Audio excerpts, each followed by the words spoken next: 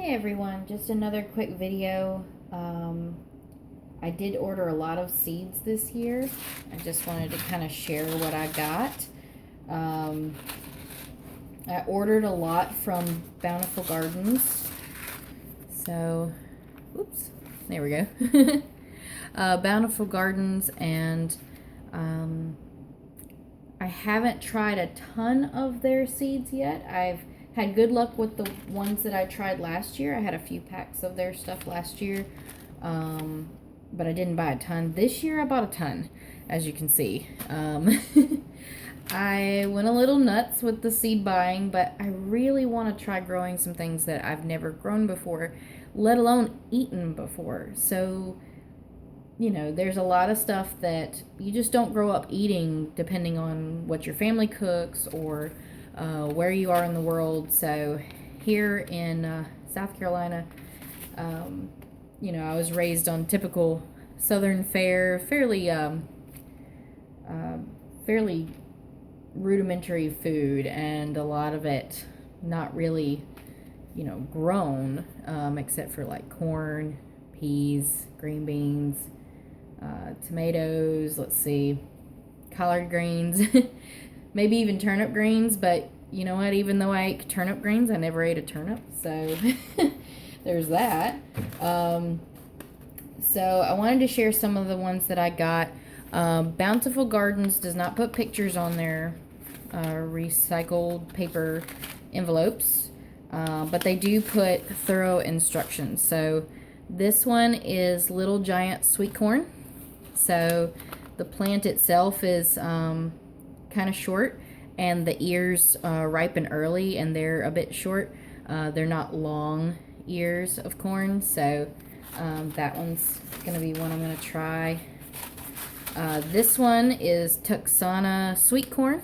So these are all sweet corns that I got, because you only want to grow all sweet corn, or all popcorn, or all feed corn. One or the other. You really don't want to, even me growing a couple different varieties of sweet corn, I'm going to get kind of a mix of corn when it comes in, but at least it'll all be sweet. If you grow popcorn next to sweet corn, popcorn will win out, and corn is one of those plants that the popcorn will genetically overtake the sweet corn, and you will have a very odd tasting ear of corn, even that same year. So it doesn't affect the next year's seed, which it does, but it actually affects this year's fruit, so that's not cool either. So the third type of sweet corn I got is Anasazi corn, and this is a very I think it's a older type of heirloom corn that is also a sweet corn, so I wanted to try that too. It's kind of multicolored, so we'll see how that does. So that's all the corn I'm gonna try. And then let's see, this one, these are the melons that I'm gonna try growing vertically on trellises, with support, of course, for when the melon starts forming, but we'll see how that goes. This is, oh, never mind, sorry, these are cucumbers. Now, it's an Armenian cucumber, which says serpent melon on it, and that's true. An Armenian cucumber is actually a melon, not really a cucumber, but it's eaten and tastes like a cucumber. So I'm gonna grow these. These guys get huge, so I'm looking forward to seeing just how much they grow, and just how big the fruit gets. I've seen some Armenian cucumbers look almost like they're 3 feet long, and it's crazy. So I have those. Lemon cucumbers, little ball-shaped cucumbers. Suyo long cucumbers. So this is another cucumber that's a little more like a melon, and it's supposed to be burpless and not bitter, so this will be an interesting one to try. And then, here's my melons. I have an ice cream melon, which is also nicknamed the green machine melon. It's supposed to be very prolific in its fruit production, and it is like a green honeydew kind of melon. So Hearts of Gold melon, I believe, is a gold colored melon. It's supposed to be very sweet. And then Sugar Baby watermelon. So most people who've grown watermelons know about this variety. It's fairly common. But they're small watermelons, so I figured they'll grow pretty easy on a trellis. And then this is a Haogen melon. I hope I'm pronouncing that right. If I'm not, let me know. But these are, I think, another kind of like orange, like almost like a cantaloupe, I guess, type of melon. So I have one of those too. And now we get into my squash. So those are all the melons I'm going to grow on trellises. I tried to get as many vining things as possible. I want to grow vertically as much as possible. So most of my squash is vertical as well, or can be grown vertically because it's a vine as well. Buttercup squash. So I like acorn and butternut squash, especially, you know, cooking it kind of like a sweet potato with the sugar and cinnamon and butter on it. It's really good. That's a buttercup. This is a butternut squash. So this one's a little more like an acorn squash. And let's see if I can pronounce this right. Tromboncino squash. I think so. This squash I thought was really neat because I wanted to try it. It can be eaten as a summer squash or left out to become a winter squash. It's very, very versatile, and apparently even if you pick it as a summer squash or as a winter squash, it will literally just last and last on your counter. So at least that's what the reviews say, and on the website it said. So I'm really interested in trying this because most of the squash I buy at the store goes bad within a day if I don't cook it right away. So I definitely want something that, you know, can sit for a little while I think of what to do with it, how to cook it. But if it's in my own garden, more than likely I'll leave it on the vine before I, you know, would bring it in and just sit it on my counter. But that should be cool. That one has a long, like, neck to it and a little bulb on the end, and the seeds are only in the bulb, but you cook the neck almost like zucchini. You can cook the bulb part too, but you have to scrape out the seeds. So but anyway, and cocozelle. So this one is a cocozelle squash. It's kind of like a zucchini. I think it might even be a type of zucchini, but I can't remember if this one is vining or not. I did get one that doesn't vine, so this one might be the one that doesn't vine. I'll have to double check that before I pick a spot to plant them. Alright, so next section. I think these are beans. Yes. I got Sweet Lorraine fava beans. I've never really eaten a fava bean, but I like butter beans and I like lima beans, or at least I did growing up. I haven't eaten them much as an adult, but I did like them then, and these are really good nitrogen fixers, so I figure even if I don't end up eating the beans, I can certainly just grow them, and they'll attract pollinators, and they'll feed my other plants that need nitrogen, so that will work there. Rattlesnake beans. It's kind of like a green bean, but you can, like, save the actual beans as a dried bean to use in the wintertime. So it's very versatile. You can eat them young or as the bean later on. Scarlet runner beans. And I have to show you guys this just because I'm hoping the camera will pick it up. But these guys are purplish, whoops, like a purplish burgundy and black. They're just so pretty. And the beans, they vine up, and they actually have really nice orangey pinkish flowers.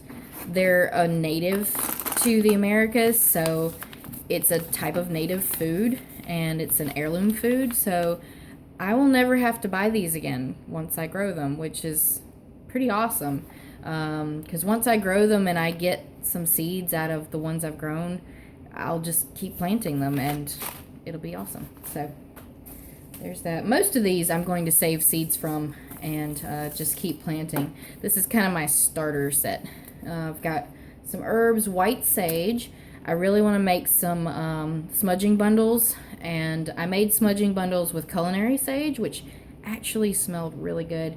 Most people say they like the smell of white sage more, but the other one, it burned really good. Like, I don't know, I've had trouble with smudge sticks not quite burning completely, but I do want to try the white sage. I've never grown it before.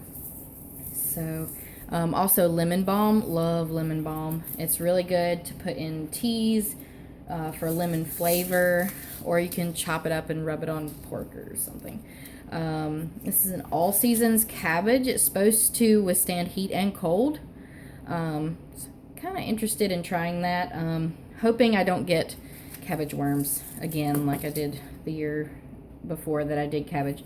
Violet cauliflower. Now this one's not very heat tolerant, so I may wait and plant this one in the late summer to hopefully avoid the most of the heat. We do have even really warm falls, so I'm thinking he might be a winter might be a winter crop. Rainbow chard is supposed to be really good green to grow in all weather, pretty much. It does well supposedly in hot weather and cold weather, and I've never tried it before. So I'm trying to get more greens in my diet. Wasn't raised on having a lot of greens in my diet, so and I'm really bored with regular salads that you get at restaurants, so I want to try growing all kinds of greens, and we'll see what happens. So rainbow chard. Stinging nettle. It's really good for you. I've never grown it, never eaten it, but apparently it has a ton of really good things in it for you to eat. A lot of people will boil it, and then, which gets rid of the sting, and use the water for stock, for like soups and things, add things to that. Very nutritious, especially if you're sick, to eat this as like a soup or something. New Zealand spinach. So it's not really a spinach, but I saw this on YouTube. I think it was John Kohler's channel, and also Jake Mace's channel, the vegan athlete, and John Kohler's is the growingyourgreens.com. So but New Zealand spinach is apparently a plant that you can eat the leaves a lot like spinach, so I wanted to try it. It does love heat, and it gets really hot here in the summer, even though we do get cold winters most of the time. So I don't know if this is going to be an annual for me or not. Probably will, but we'll see. Malabar spinach, another heat-loving green. It's kind of mucilaginous, so you don't really want to cook it. You want to more eat it, eat the thick leaves raw, I've heard. So another one I haven't tried. And see, this is why I really wanted to grow seeds this year and not get starts, because nobody sells this stuff as a plant start, and I really want to try it. Egyptian spinach. So this one is a relative, I think, of the okra plant, and I like okra, except with this one you can eat the pods like in okra, but when they're young, but mostly you eat the leaves like a spinach, and they are mucilaginous a lot like okra, so if you cook them you will get snot. So a lot like the Malabar spinach, but it's just kind of one of those things you want to eat fresh probably rather than cooked. Alright, so artichokes. I like artichoke dip. I'd love to make my own from my garden, and I just think this is really neat. Also, if I decide not to pick them, the flowers are really pretty, so I figure it's a win-win. This is perennial arugula, so a perennial green. I'm trying to go perennial as much as I can to decrease the amount of work I have to do in the garden all the time. So not that I don't enjoy it, but having perennials is really nice. But perennial arugula can tolerate, you know, a good bit of shade as well as sun, so I'm going to go ahead and plant some of that. This packet also says the flowers are edible and draw beneficial insects, so that's pretty cool. And I can plant those around you know, other plants. I could even plant them around my blueberry bushes if I wanted to. Good King Henry. It's a kind of a wild green that's been, you know, cultivated for its seeds and sold to people. But this one does need chill days before it'll germinate. So I have very little experience with seeds that need chill days. So this is a new one for me. I'm going to try it. Hopefully I can get them to germinate. And supposedly they are perennial. They will come back all the time. They don't mind frost or cold, obviously. And I can just plant them a lot like the arugula around other things as a perennial that'll keep coming back. I have French breakfast radishes. I've never eaten a radish, so I know, not very adventurous in my eating, but nobody in my family eats radishes, so I figure if anything, if I don't like them fresh, I can certainly pickle them. So they'll be fun to grow. They're pretty. They're like pink and white, so. And I can eat the greens in a salad, make it like peppery. So that'll be interesting. And I got Shiraz beets.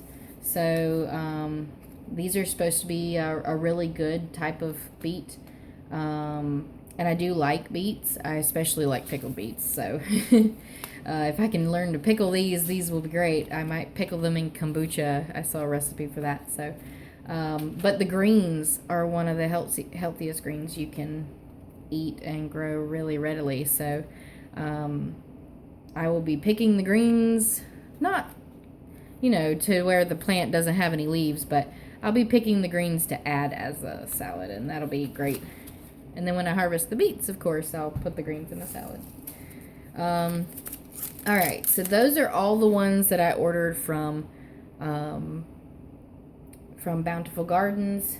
Oh, and I do have another one. I think it's on the table, actually, the other table. But it is a Tokyo turnip. And it is the cutest turnip. And yes, I bought it because it's cute. But it is a totally white, spherical looking turnip. And it looks just like a turnip out of an anime or a cartoon or something. And I've never eaten a turnip. I would love to try. I love turnip greens, especially if they got some vinegar on them. It's just how I grew up eating them. But once they're cooked, put some vinegar. But anyway, I want to try the turnip just because it looks cute. Alright. So here's some fun things. This I was so glad to get a hold of. This is perilla seeds or shiso seeds. These are red shiso. It's sold by Eden Brothers. I couldn't find these at Park Seed where I normally buy some seeds, or at Bountiful Gardens. Bountiful Gardens didn't have them either. But this pack, as you can see, it just says herbs. But on the back they put perilla. This is like the beefsteak plant. It's a relative of the mint. It's supposed to have a really interesting flavor. And you kind of wrap rice balls and other food in it. Or you can use it to flavor other food. And it's still supposed to be really good for you. So I think the red shiso leaf is part of what they use to dye the ume plums, the pickled plums in Japan with. I think that's the thing. Also, I found a caper plant. So, yes, they have really beautiful flowers, and I've never even eaten capers. Don't even know if I like them, but I wanted to grow them just as kind of a novelty and to maybe even try pickling some capers, and certainly maybe even adding the flowers to my salad. So apparently the flowers are edible and have a nice peppery taste, so make my salads pretty. And I did order some nasturtium. Nasturtium I know is edible, which is awesome, but it actually was originally part of my attempt to grow things that will repel bugs. Had a big problem with bugs last year. Couldn't even keep up with them. There were so many. I got a bit overwhelmed. So the nasturtium plant actually repels a lot of bugs, including squash bugs and other things like that. I can't remember all that were on the list, but it repels a lot. And the flowers are pretty. You can eat the flowers. The young leaves you can add to salads. They're very peppery. So again, another attempt to keep my salads from being boring and eat more salads. These are some older seeds I got last year, but I still have them. Some mullein, or mullein. I've never planted this, but I wanted to plant it for medicinal properties. I don't know if I'll get to it this year because I don't know if I'll have room. But I might get like a container or something and try to grow it in a container. But it's pretty much a weed. But we'll see. Apparently you can make candles out of the flower stalk, which gets really tall. But anyway, they'll burn like candles. Licorice. So grow my own licorice, which tastes a lot different than the licorice you get in candy, which is actually anise. Licorice is a much milder, sweeter flavor. It's mostly used as a sweetener. Doesn't have that strong anise flavor that you normally associate with like black jelly beans or something. Purple coneflower, echinacea, another medicinal one. Boosts your immune system. Pretty good to just add to salads. You can pick the petals off and add to salads, but the root is really good for teas too. So those are some interesting ones. And from Park Seed, I ordered several different types of tomatoes. So I won't go into too much detail. These are just tomatoes after all.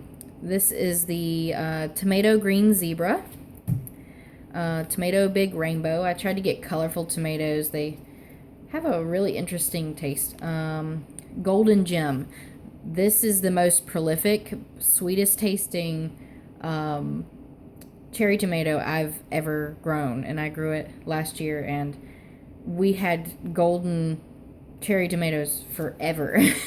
They just never stopped until like frost killed them. It was amazing.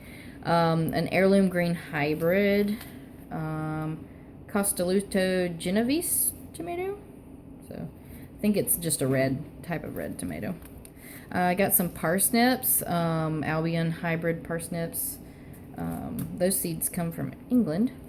So lettuce mix, curled cress, some white Russian kale. So again, my attempt to do some more greens. Sorrel. I heard sorrel was very good for you and would grow in shade as well, so that gives me some options. Arugula, another good one. Petunias.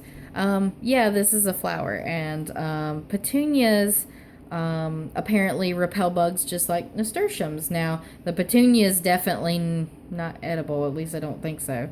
If you've ever eaten a petunia, let me know, but as far as I know, touching them even kind of irritates your skin, so I don't think I'd want to try to even eat that, or if I even could, but they certainly are pretty, and they repel bugs, so I was going to grow some of them if I could, and just kind of plant them in between plants. Pitcher plants. So I found out that this type of pitcher plant will actually grow in my area. They don't like cold so much, but they actually do grow in my area, and I might can get them to survive, you know, but they eat bugs, so it's a carnivorous plant, and I could definitely use help with the bugs. St. John's wort, really good for putting on bruises, apparently. And just a really nice plant to attract bees too. So, Thai basil, so I want to grow some Thai basil, make some pho and noodle bowls.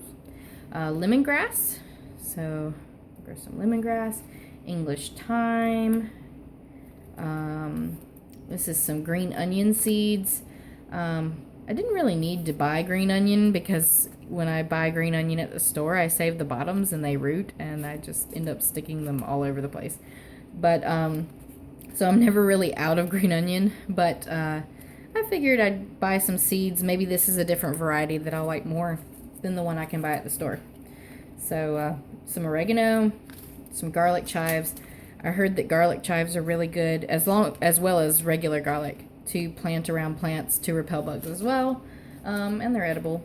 And a Eureka cucumber hybrid. I think this is the cucumber that I bought that wasn't a vining cucumber. So this one's a bush cucumber. I don't know if I'll plant this one. I might give it to somebody to plant, since I want to kind of do trellises with all my cucumbers this year. And I certainly have enough. So this one I might give to somebody. But that's pretty much my new seeds for this year. I know that's a lot, so hopefully this video won't be too long. But I have like a bag of like stuff from last year and even the year before. So those are some extra seeds I'm going to try, like some pie pumpkins and sunflowers, some herbs, and just some other fun stuff. But yeah, so this is what I'm going to try this year. I'm not going to plant all these seeds, but I'm going to plant a little bit of each and see how they do. Some things might work, some things might not. But I just wanted to share this. If any of y'all are growing these types of seeds yourself, or have grown them, and I'm fairly new to most of these, please let me know. I am in zone 8. Well, I'm right on the cusp of zone 7B and zone 8, so I'm right on the line. I consider myself zone 8 because we're kind of down in a valley and we're in a protected area, so I go ahead and shove it over to zone 8. And right down the road is zone 8, so I can literally drive to zone 8. Let me know how you've handled these, and if you've had any luck or any troubles, if there's anything I should watch out for or any special technique I should try. Go ahead and let me know in the comments.